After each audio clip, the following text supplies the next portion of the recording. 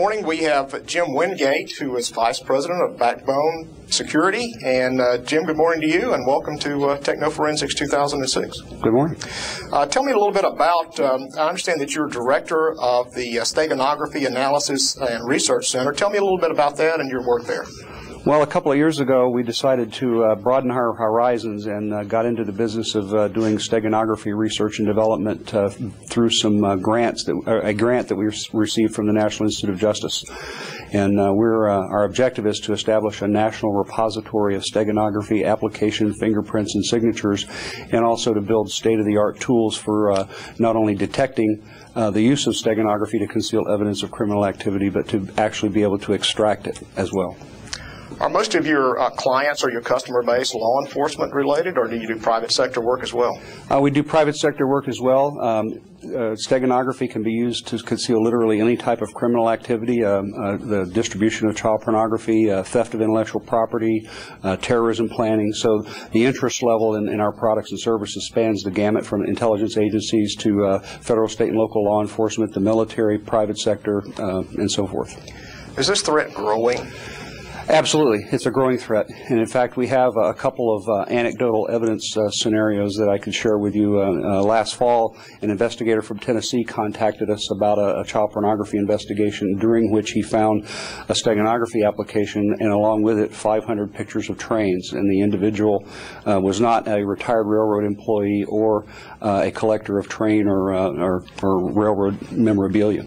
And in June of this year, we were contacted by a probation officer from Minnesota who was doing monitoring an individual who had been convicted of a sex crime, and during a home visit the probation officer discovered 2 CDs taped to the underside of a Maxwell House coffee can, and one of those had a steganography application on it, and the other one had files that had information appended to the end of a carrier file, but it was encrypted.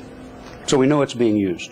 That is amazing. And do you see this as an international problem or just a problem here in the United States? Oh, no, absolutely. This is a worldwide international problem. And in fact, we probably get more interest in our products and service from international customers than we do from domestic customers. We're contacted by people from countries all over the world, Taiwan, Singapore, Brazil, Germany, France, you name it.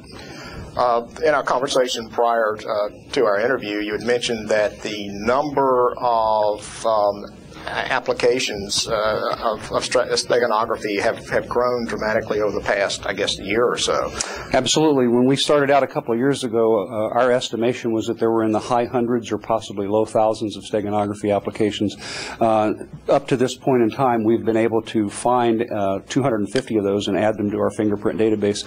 But just during this conference, we learned from an individual who is considered to be an expert in the field that 400 additional steganography applications were released last year. So it's a very scary situation. The threat is growing. How do you stay ahead of the threats? I know the bad guys are out there every day trying to create new ways to hide their activities, but how do you guys possibly stay ahead of all that? Well, it's a situation where you can't really stay ahead of it. The best you can do is try to catch up, and then once you catch up, to try to keep up.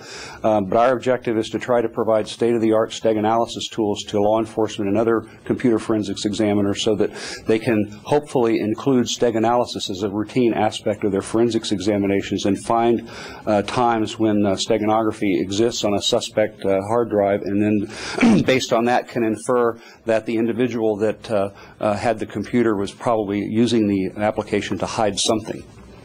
That's great. Jim, how do people contact you? They can contact us at our office in Fairmont. Our email address is sark@backbonesecurity.com. Great. Jim, thanks for your time this morning. You're welcome.